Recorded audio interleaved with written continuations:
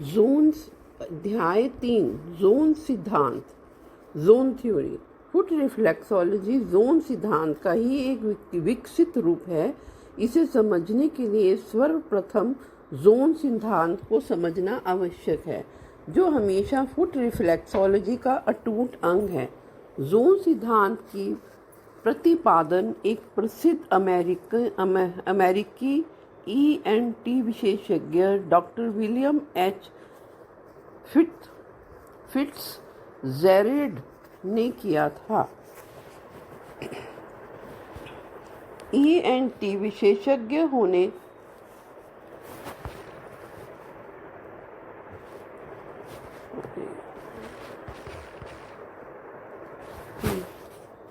ENT विशेषज्ञ का doctor William H फिट्ज़जेराल्ड ने किया था। ENT विशेषज्ञ होने के अलावा वे एक दूरदर्शी और रचनात्मक प्रतिभा के धनी व्यक्ति थे। अपने विशिष्ट क्षेत्र में काम करते समय उन्होंने पाया कि ENT के ऑपरेशनों के दौरान कई मरीजों को अधिक दर्द होता है, जबकि इसी तरह का ऑपरेशन कराने वाले दूसरे मरीजों की अपेक्षाकृत कम दर्द होता है। जब उन्होंने इस पर ध्यान दिया तो पाया कि कम दर्द वाले मरीज अपने हाथों के कुछ भागों पर दबाव डालते हैं, या प्रयोग के तौर पर वह समय ऑपरेशन करते समय कुछ जगहों को दबाते हैं जहां पहले से दर्द हो रहा है। धीरे धीरे वे इन क्षेत्रों का पता लगाने लगे और उनका वर्गीकरण करने लगे। धीरे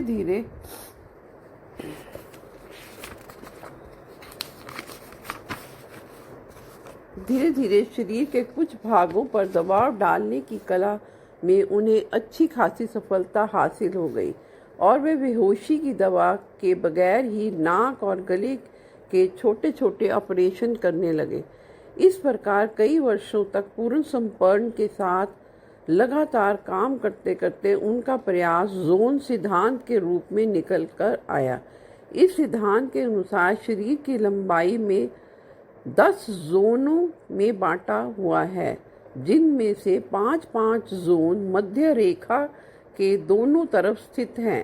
पहला, दूसरा, तीसरा, चौथा और 5वां जोन अंगूठा और उंगलियों से शुरू होते हैं और बाह के जरिए सिर तक फैले होते हैं तथा नीचे की तरफ इनका विस्तार शरीर के बीच से पैर के अंगूठे तथा उंगलियों तक हुआ होता है। इस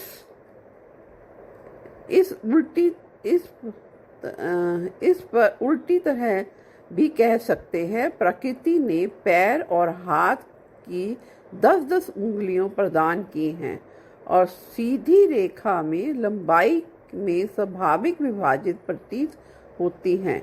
चित्र 3.1 देखें। यह जोन न केवल माथे के हिस्से है, बल्कि उन पर 3 आयामों अर्थात आगे से पीछे, पीछे से आगे पर विचार किया जाता है। आप इन जोनों की तुलना ब्रेड की स्लाइसों से कर सकते हैं, जहां हर एक स्लाइस एक जोन का काम करती है। जोन सिद्धांत के अनुसार किसी क्षेत्र विशेष में शरीर के सभी भाग ऊर्जा प्रवाह के माध्यम से एक दूसरे से जुड़े होते हैं। इसके किसी भाग में रुकावट उत्पन्न होने पर समूचे जोन क्षेत्र पर प्रभाव पड़ता है। इस सिद्धांत का व्यवहारिक लाभदायक प्रयोग यह है कि जोन के किसी भाग पर सीधे दबाव डालने पर संपूर्ण जोन क्षेत्र संवेदनशील हो जाते हैं। दबाव मुंह, सिर, भुजाएं, टखने, हाथ, पैर अथवा जोन के किसी भी भाग पर डाला जा सकता है।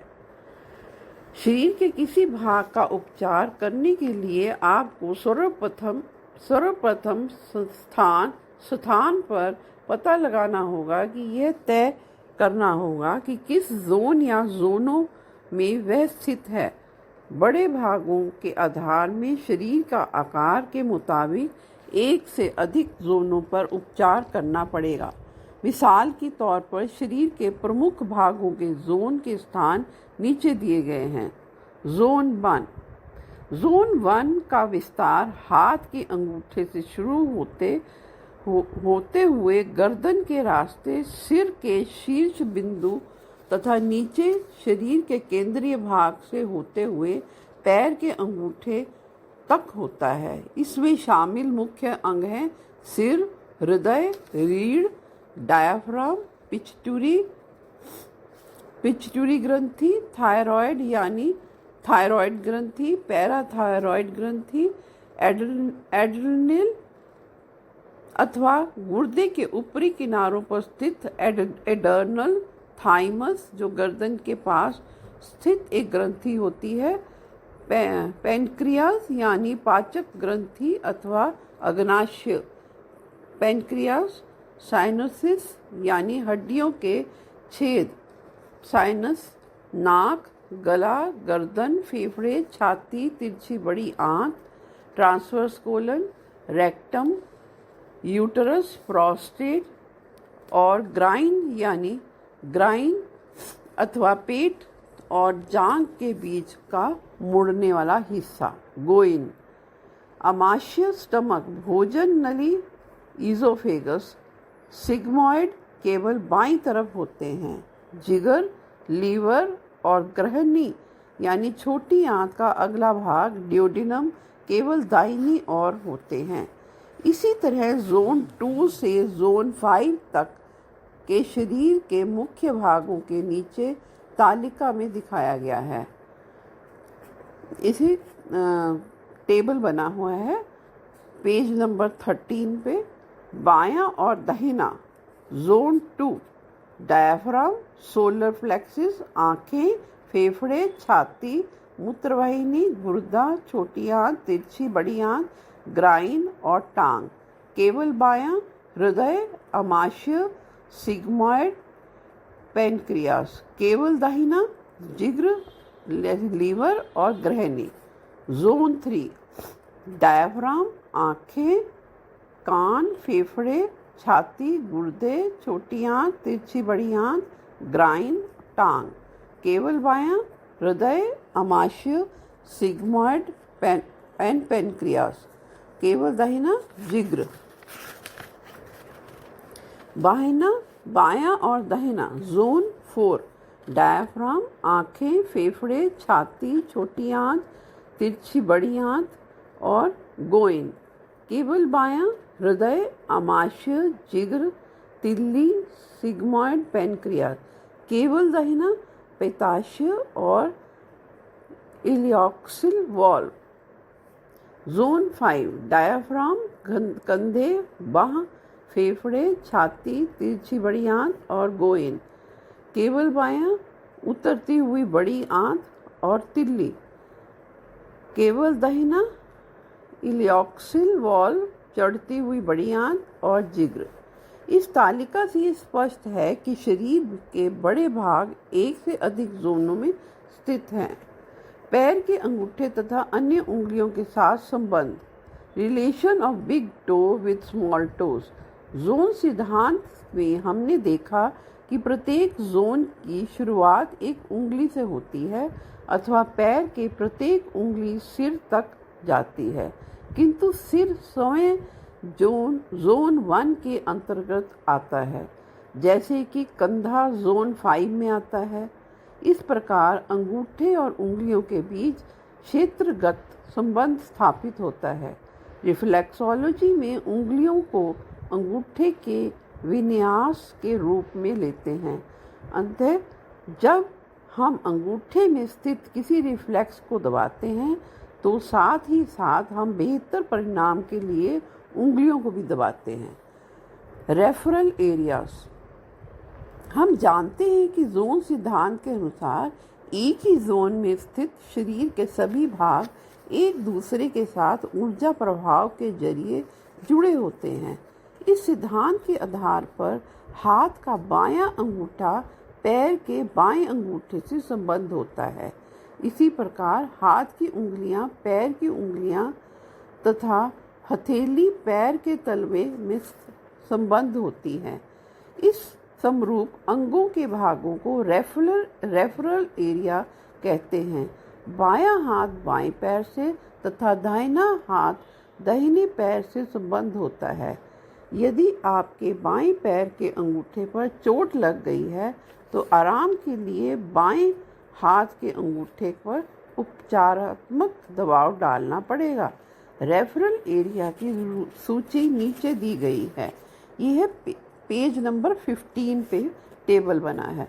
अंग दैट इज ऑर्गन, हाथ का अंगूठा, रेफरल एरिया पैर का अंगूठा, हाथ की उंगलियां, रेफरल एरिया पैर की उंगलियां, हथेली, रेफरल एरिया तलवा, निचली बाह का भीतर हिस्सा, रेफरल एरिया पिंडली, निचली बाह का बाहरी हिस्सा, रेफरल एरिया घुटने के नीचे सामने की हड्डी, कोहनी, रेफरल एरिया घुटना, कोहनी के आगे का हिस्सा, रेफरल एरिया घुटने का पिछला हिस्सा, ऊपरी बाह का भीतरी हिस्सा, रेफरल एरिया जांघ का निचला भाग, ऊपरी भाग का बाहरी हिस्सा, रेफरल एरिया जांघ का ऊपरी भाग, टखना, रेफरल एरिया कलाई, कंधा, रेफरल एरिया कुल्ला। Case history. यह मेरा निजी अनुभव है। कई वर्ष पहले जब मुझे रिफ्लेक्सोलॉजी के बारे में कोई जानकारी नहीं थी तो एक बार रास्ते में मेरे पैर पर अचानक मोच आ गई। तकरीबन 200 मीटर की दूरी पर स्थित अपने घर पहुंचते पहुंचते मेरा पैर सूज गया और दर्द शुरू हो गई। मेडिकल उपचार के बावजूद 3 सप्ताह तक अधिक समय तक मुझे दर्द होता रहा। दूसरी बार इसी तरह की एक और समस्या लगभग 3 वर्ष पहले मेरा वास्ता पड़ा था। तब तक मैं रेफरल एरिया के संबंध का पूरा जानकार हो गया था। मैंने तुरंत संगत कलाई पर लगभग 20 मिनट तक दवा उपचार दिया। कई बार पिछली बार की तुलना में मुश्किल से 5% दर्द हुआ, इसलिए बहुत दिनों तक उसे झेलने का प्रश्न ही नहीं था। जोन सिद्धांत हैंड रिफ्लेक्सोलॉजी और फुट रिफ्लेक्सोलॉजी का आधार है, जिसके बारे में हम अगले अध्यायों में चर्चा की गई है। देन अध्याय 4 रिफ्लेक्सों की स्थिति का परिचय। Introduction of location of reflexes. Zone सिद्धांत पैर और शरीर के बीच संबंध के बारे में हमारा मार्गदर्शन करता है। सभी जोन पैर से होकर गुजरते हैं और जोन सिद्धांत इस तथ्य को प्रमाणित स्थापित करता है कि किस जोन में किसी भी भाग पर दबाव डालने से पूरा जोन प्रभावित होता है। यूनिस इंघहाम, जिन्हें फुट रिफ्लेक्सोलॉजी की जननी के रूप में जाना जाता है, बीमार अंगों पर दबाव उपचार देने के लिए पैरों को ही चुनती थी। वर्षों के संपर्क अथवा अथक परिश्रम के द्वारा अर्जित और संसार को अर्पित की गई उनकी सबसे बड़ी देन दोनों पैरों पर शरीर के सभी अंगों ग्रंथियों के रिफ्लेक्सों का निर्धारण है। उन्होंने जोन के अनुसार पैरों को रूपरेखा निर्धारित की तथा यह भी बताया कि बाकी शरीर रचना पर उनका क्या प्रभाव पड़ता है। अंत में उन्होंने पैरों पर संपूर्ण शरीर का मानचित्र तैयार किया। इसके लिए सबसे पहले किसी विशेष जोन में अंग के स्थान की परिकल्पना की गई।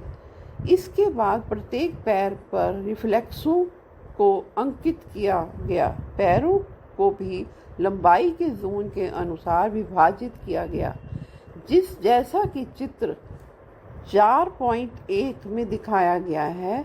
यह पता लगाने के लिए कि किस ही विशेष अंग का रिफ्लेक्स पैर के किस भाग में स्थित है, कुछ दिशा निर्देशों की मदद ली जाती है जो उपयोगी बिंदु के रूप में काम करते हैं। चित्र 4.2 को देखें। यह उपयोगी बिंदु है। पहला, कंधा रेखा, शोल्डर गाइडलाइन। यह पैर की उंगलियों के निचले हिस्से को मिलाने से बनती है।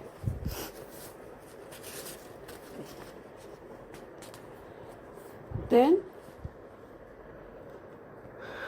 दूसरा डायाफ्राम रेखा, डायाफ्राम गाइडलाइन। ये मेटाटार्सल पैडिंग यानी पैर की उंगलियों की हड्डियों के भीतर का किनारा मेटाटार्सल के नीचे के किनारे से होकर जाती है। तीसरा कमर रेखा, वेस्ट गाइडलाइन। कमर रेखा का पता लगाने के लिए पांचवी उंगली की हड्डी के साथ साथ अपनी उंगली को चलाएं। पैर के मध्य भाग के करीब आप इस हड्डी के उभरे हुए हिस्से को पाएंगे। यहाँ पैर पर आप एक काल्पनिक रेखा खींच दे, यही कमर है। चौथा एड़ी, हील गाइडलाइन। यह पैर के तलवे के पास होती है जहाँ से एड़ी शुरू होती है और त्वचा का टेक्सचर बदलता है। पांचवा, ये पांचवी रेखा भी है जो काल्पनिक ना होकर वास्तव में दोनों पैरों पर स्थित होती है। इसे टेंडन यानी मांसपेशी की हड्डी से जोड़ने वाले स्नायु कहा जाता है और यह डायाफ्राम रेखा से एड़ी रेखा तक फैली होती है। जब चिकित्सक पैर के अंगूठे को मरीज की तरफ दबाता है तो यह एक खिंची हुई रस्सी की भांति प्रतीत होती है। इन रेखाओं का किस प्रकार उपयोग किया जाता है, इसका निम्न उदाहरण से मूल्यांकन किया जा सकता है। बजाय यह कहने के कि एल्डरलिन ग्रंथि का रिफ्लेक्स जोन 1 में है, हम इसे अंदर की तरफ टेंडन के साथ जोन 1 और कमर रेखा तथा डायाफ्राम रेखा के बीच में है कहते हैं। इस प्रकार इसका पता लगाना आसान होता है। चित्र 4.2 में देखें। यदि यह कहने की बजाय कि गुर्दे का रिफ्लेक्स जोन 2 में स्थित है, हम यह कह सकते हैं कि गुर्दे का रिफ्लेक्स बाहर की तरफ टेंडन के साथ थोड़ा कमर रेखा के नीचे तथा थोड़ा ऊपर जोन 2 में स्थित है। इस प्रकार आप सही स्थान का पता लगा सकते हैं। डायग्राम 4.2 को देखें। देन प्रयोग practical chart 4.3a, 4.3b, 4.3c, 4.3d की सहायता से पैरों पर श्रेणी 1 से 57 तक की सूचीबद्ध रिफ्लेक्सों का पता लगाएं। अंत में दिया गया रंगीन चार्ट भी देखें। इसके अंदर उन्होंने 4.3a में फुट चार्ट दिखाया गया है जिसमें सारे रिफ्लेक्सोलॉजी पॉइंट दिखाए गए हैं। देन 4.3b, c, d सारे इसमें हैं। देन रिफ्लेक्स जिसके अंदर जो उन्होंने दिखाए हैं, नंबर 1 डायाफ्राम है, number 2 solar reflex, then pituitary, फिर पीनियल, फिर हाइपोथैलेमस, थायराइड, पैराथायराइड, थायराइड के संबंध क्षेत्र, थाइमस, एल्ड्रेनिन, पैनक्रियास, साइनस, सिर, मस्तिष्क, नाक, मुंह, मसूड़े, जीभ, टॉन्सिल, लार ग्रंथि, जबड़े। 14th गला, गर्दन, नाक गली, गला नली। 15वां कान पट्टी। 16 गर्दन की बगल। 17th उंगलियां। 18th आँखें। 19th कान। 20th कंधे तथा बगल की लासिका नली। 21वें ऊपर बाहाँ। 22 में कोहनी, निचली बाहाँ। 23 का। 24 में कलाई। 25 में स्टर्नम। 26 फेफड़ा, छाती, हृदय। 27 लसिका ग्रंथि। 28 भोजन नली। 29 में पेट बायां। 30 में प्लीहा बाएं। 31 में जिगर दाहिने। 32 में पित्ताशय दाहिने। 33 में गुर्दा। 34 में मूत्रवाहिनी। 35 में मूत्राशय। 36 में मूत्र मार्ग। 37 में ग्रहणी छोटी आंत का पहला भाग। 38 में छोटी आंत, जेजुनम और इलियम। 39 में इलियोक्सिल वॉल्व दाहिना।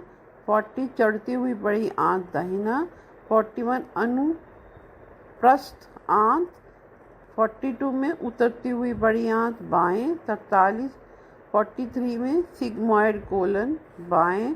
44 गुर्दा, 45 सर्वाइकल स्पाइन, 46 वक्षीय रीढ़, 47 कमर रीढ़, 48 कॉक्सिस एंड सैक्रम, 49 शैटिका, 50 घुटना कुल्ला टांग, 51 में कुल्ला शाइटिक पीठ का निचला हिस्सा, 52 में गर्भाशय प्रोस्टेट, 53 में डिब ग्रंथियाँ, 54 में फेलोपियन ट्यूब गोइन और ग्रोइन क्षेत्र की लासिका नली, 55 नितंब क्षेत्र, 56 गर्भाशय, 57 शियाटिका के लिए सहायक क्षेत्र।